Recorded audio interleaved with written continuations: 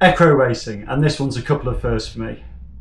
78 kilometres will be the longest distance that I've raced on Zwift, and I joined a team over the weekend to race for them in the ECRO series of racing. CYE Racing very kindly offered me a contract, so clearly don't want to let them down as much as I don't want to let myself down.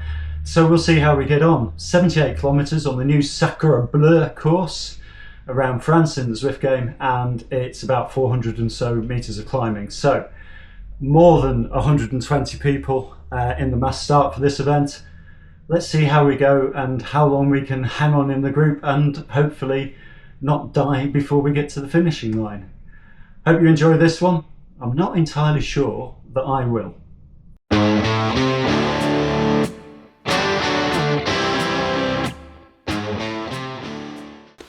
So here we go, and I'm going to put this on very quick fast forward because it's such a long race. So you can see that it's nearly 74 kilometres, and as we start off, I'm right in the front pack. And honestly, for the next hour or so, which I will condense into the next 5 minutes, pretty much managed to stay with this front pack. There's a number of breakaways, which I'm then involved in having to pull back on, but generally through a lot of effort and a lot of hard work, managed to stay with the front pack. And then just as we get to the hour mark, I think my head might go a bit. So I'll let you watch this and you can see how we get on until that point, and then I'll slow it down and take you through that bit. So enjoy the next few minutes, which is going to be an hour's worth of Zwift riding on 10 times speed.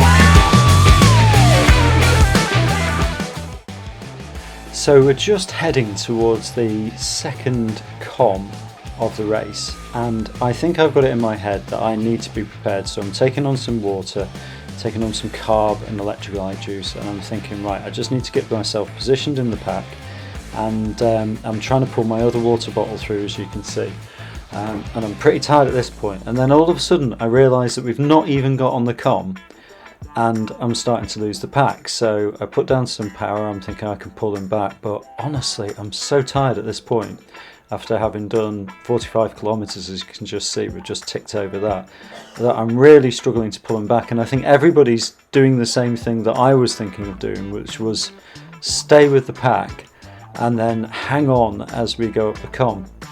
So you can see that I've still got them in sight. I'm still trying and pulling 450 watts as we start the KOM, but it's just I'm not making any indent back into them. So I'm just trying to maintain my distance with the pack, but of course they've got the advantage of, even though we're on a slight slope, a little bit of drafting. I haven't got any benefit from being in the peloton. It's basically just me on my own, and you can see my power is all over the place. It's dropping down to 150 and back up to 300 as I try again. But yeah, it's proving to be really difficult. So let me come back to you in a couple of minutes, and you can see how this transpires up this com over the next 2 or 3 minutes.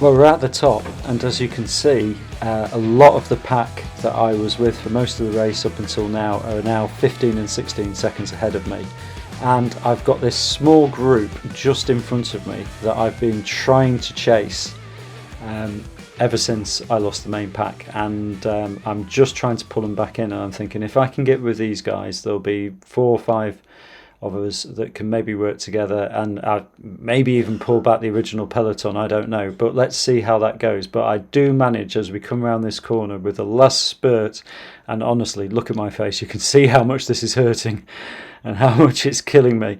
But I've got back on, and yes, now until the end of the race, basically we work together as a bit of a team. And so I'll fast forward now over the next 25 or so kilometers, and I'll take you through the final finishing kilometer or so, which actually has a pretty exciting finish.